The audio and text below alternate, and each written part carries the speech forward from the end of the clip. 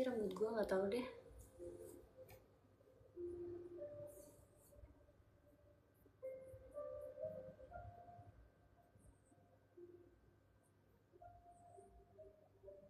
Akun Rio kan masih aja nanya ini yang live siapa.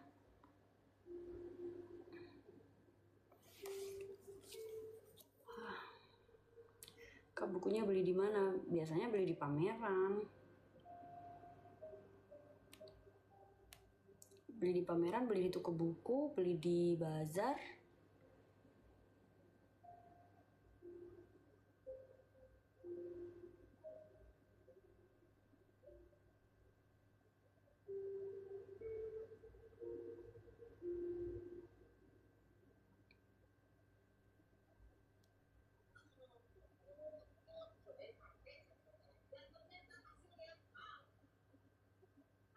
Udah mulai ngantuk nih. Shit.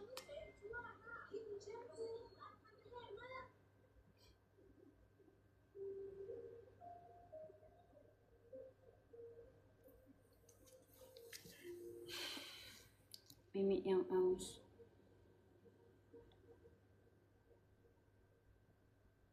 Mirip Febiana. Ya, kamu orang kesekian yang bilang aku mirip Kak Febi. Yana.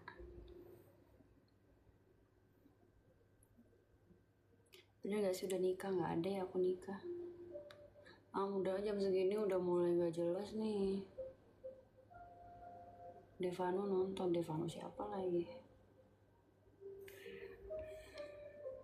Mirip Siska ya, emang ini Siska. Diskusi Madilog aja Mbak Sis. Ya bener. Diskusi Madilog dimana dulu waktu masyarakat melakukan pergerakan revolusioner itu menjadi ketakutan pemerintah.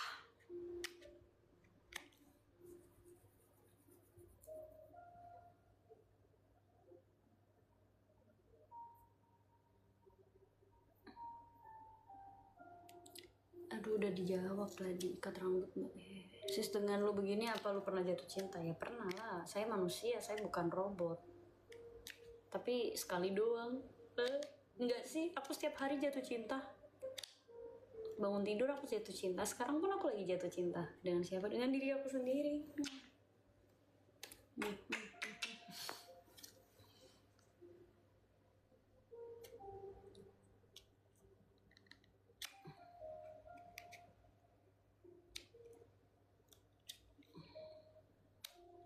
Kan Kak Siska style nerd.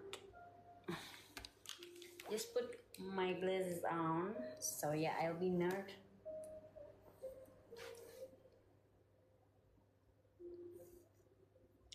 Dengan background buku dan nerd. Kurang nerd apa gue?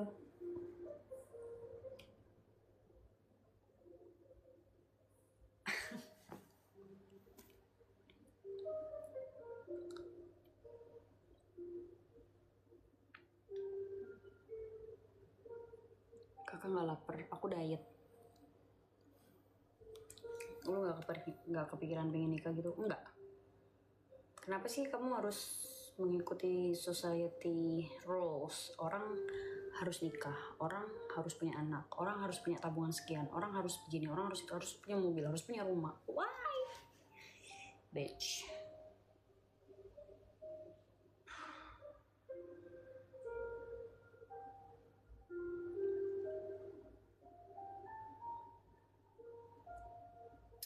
Why? Just why? iPhone seri apa kak? Yang aku pakai live ini 16 Pro, yang ini 11.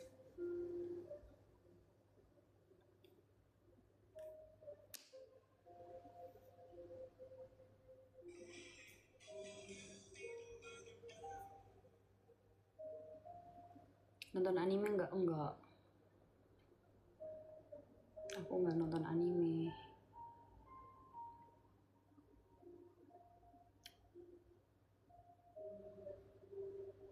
Pengalaman yang gak pernah terlupakan. Penjara. Haha. Ngobrol soal mental health. Ayo boleh. Mau ngobrol soal mental health apa nih? Kebetulan kalau kalian belum tahu, aku dulu mahasiswi psikologi di salah satu universitas swasta di Yogyakarta. Dan aku resign di semester 5. Kenapa? Karena aku masuk penjara. Sehat Kak, BTW belum tidur nih. Iya, sehat sih. Lagi gak bisa tidur, makanya live. Kayak, kenapa ya aku gak bisa tidur?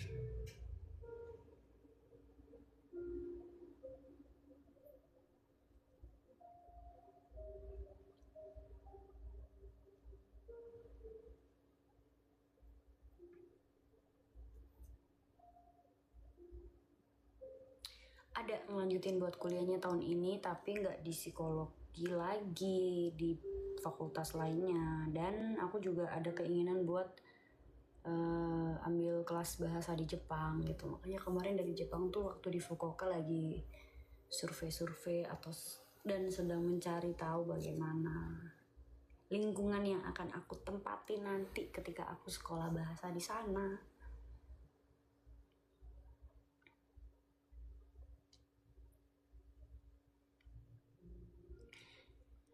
Apa yang membuatmu semangat sekali menjalani hidup? Apa ya?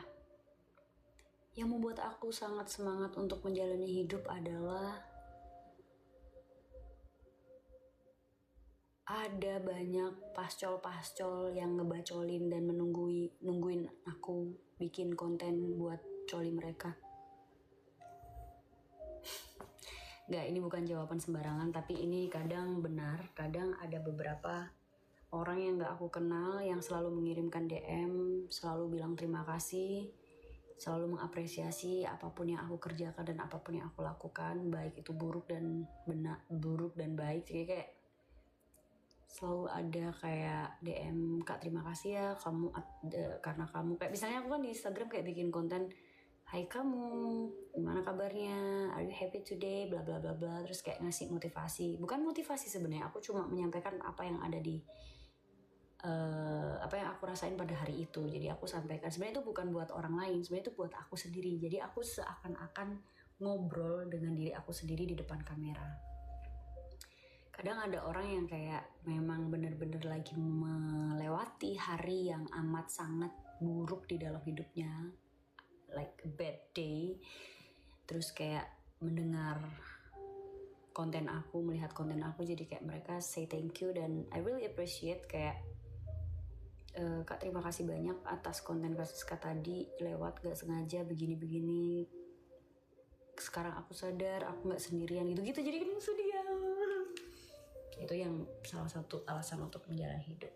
Terus selanjutnya adalah diri sendiri sih, karena ngapain kita harus mencari suatu motivasi di luar sana tapi kita gak pernah mengetuk atau kita gak pernah meraba diri kita sendiri, kayak yang udah nemenin diri ini jalan jauh apa segala macam, kayak this is mind, my body, my brain, terima kasih aku. Jadi kayak gitu motivasinya diri sendiri. Tapi pernah kepikiran gak kenapa kok bisa sejauh ini? Kalau kepikiran sih gak pernah. Aku juga gak pernah kepikiran aku bakal menjadi sosok Siskahe gitu kan. Tidak pernah terplanning. Ini adalah ini adalah akibat dari sebab-sebab yang udah aku lakukan bertahun-tahun yang lalu. Salah satunya bikin konten dewasa apa segala macam gitu. Jadi ya ini resikonya. Sis, lu pernah sedih gak sih kayak banyak orang yang bilang secara langsung atau komentar yang melecehkan lu? Enggak. Aku gak pernah sedih atas komentar-komentar jahat netizen. Aku sih tidak pernah menganggap itu jahat ya.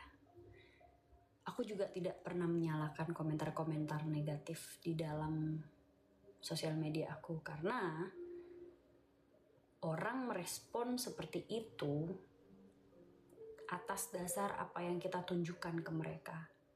Jadi aku gak pernah nyalahin mereka. Tapi alangkah baiknya apabila kita tidak menyukai sesuatu, just scroll, just skip. Tidak perlu kita menyampaikan kebusukan hati kita, kebusukan pikiran kita dalam tuaian komentar. Karena jari jemari kita itu sangat amat kalau dulu kan kayak mulutmu harimaumu, sekarang tuh jarimu harimaumu kayak gitu. Mending buat coli daripada buat komen negatif gitu kan. Kalau komen negatifnya pakai akun real, that's fine. You are such a gentleman bro. Tapi ini kadang kan orang yang suka memberi aku hate comment itu orang yang pakai fake account, dan aku gak pernah masalah sama itu karena itu bagus buat insight profile aku untuk endorsan dan brand masuk. Jadi aku gak apa-apa. Justru kalau gak ada hujatan aku gak bakal bisa jadi sosok Siskai. So I will thank you so much for my haters out of there.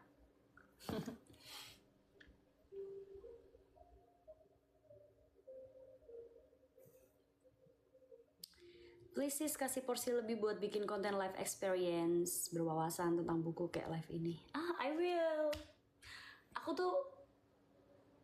tuh udah banyak kontennya, cuma aku belum upload, sabar ya. Karena gini.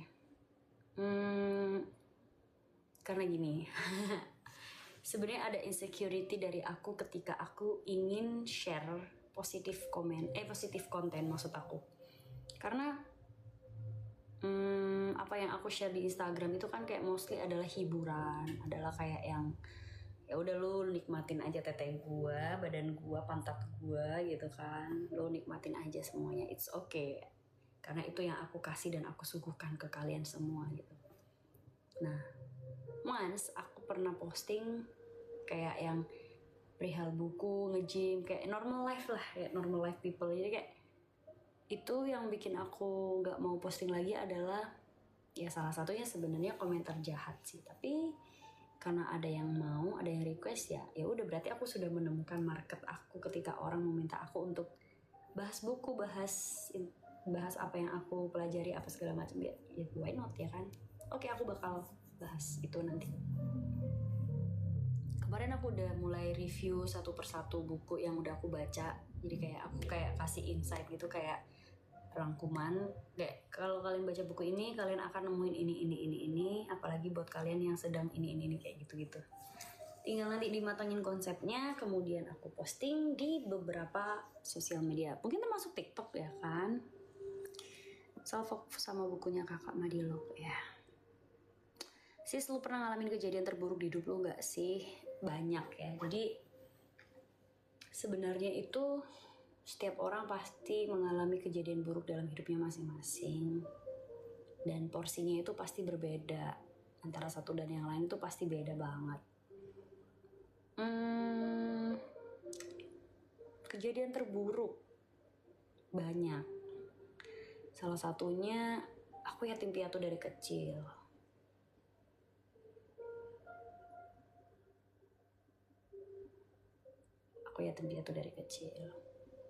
Aku sudah terbiasa mencari uang dan penghasilanku sendiri untuk biaya sekolahku dan adikku.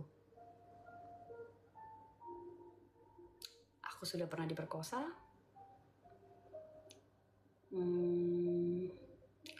Aku sudah pernah mendapatkan pelecehan dari lingkungan pendidikan bahkan keluarga dekat.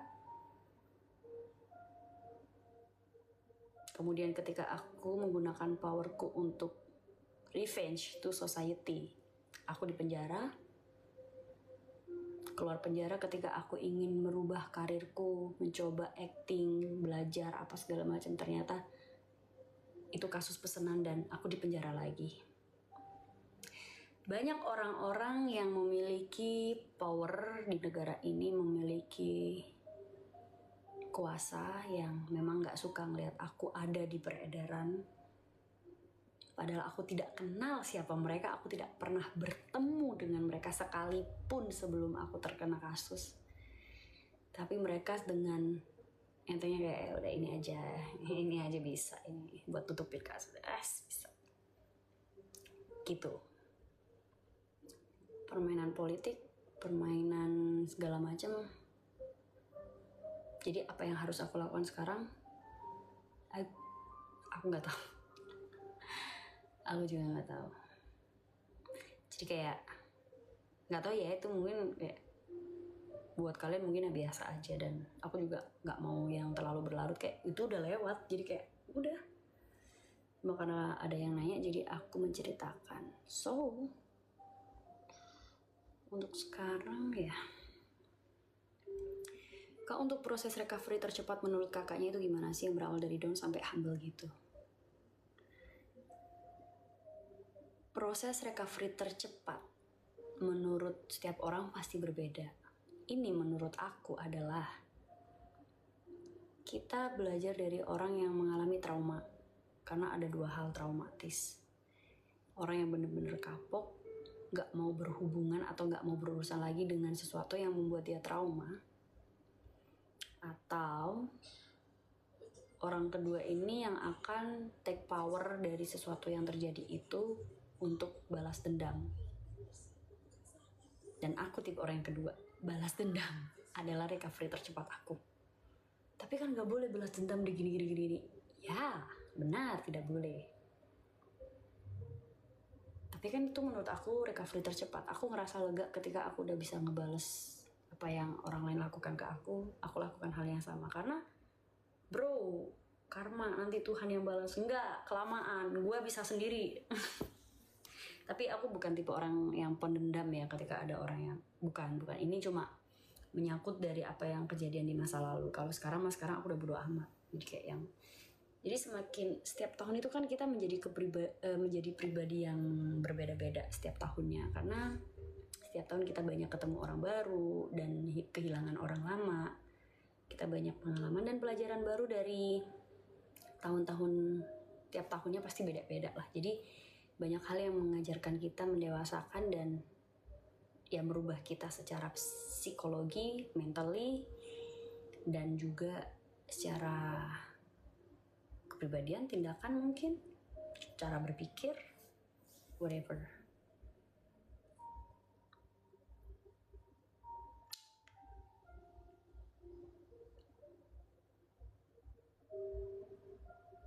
Apakah sosok Siska masih percaya agama atau Tuhan? Ya masih lah. Saya bukan ateis. Saya percaya agama. Tapi dalam kurun nama agama itu sering terjadi pertikaian, percekcokan, bahkan diskriminatif. Maka ketika saya ditanya agamamu apa? Agamaku Bhinneka Tunggal Ika. Berbeda-beda tapi tetap satu jua. Aku menjadikan kepercayaan sebagai Bhinneka Tunggal Ika sebagai kepercayaanku adalah ketika aku menjawab salah satu agama, kayak dipermasalahkan lagi. Bahkan dulu ternyata aku baru tahu ketika aku keluar penjara, aku pernah trending Twitter.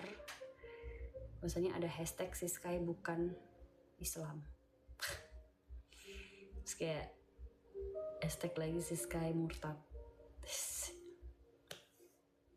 Jadi ketika aku ingin masuk di salah satu agama, orang yang sudah beragama tersebut, maksudnya kayak aku mau masuk di agama A, orang lain yang udah beragama A ini menolak. What the fuck? Who do you think you are? Are you the God? See? Ketika aku ngomong aku beragama B, orang yang beragama B ini akan ngomong, kalau kamu beragama B, kenapa kamu harus begini. Akan menjudge, akan mencela, akan menghakimi. Jadi what for? Tuhan, aku masih percaya. Berdoa, aku masih berdoa setiap sebelum tidur, bangun tidur. Berdoa. Aku berdoa. Tapi normalisasikan ketika kepercayaan dan agama tiap orang tuh menjadi privasi mereka masing-masing. Gitu. Karena sekarang kayak Sunda Wiwitan, Kejawen, itu juga termasuk kepercayaan, namun bukan suatu agama. Correct me if I'm wrong. Koreksi aja kalau aku salah, gak apa-apa. Aku open minded dan aku open to discuss. Aku siap dikoreksi kalau memang aku salah. Jadi berarti aku dapat pengetahuan baru. Gue lebih suka konten-konten lu bahas soal makna kehidupan atau tentang psikologis kayak gini sis. jarang banget sih ini karena jam-jam rawan gak sih, obrolan-obrolan jam-jam kecil tuh emang agak berat ya say. Cowok-cowok kan biasanya gitu.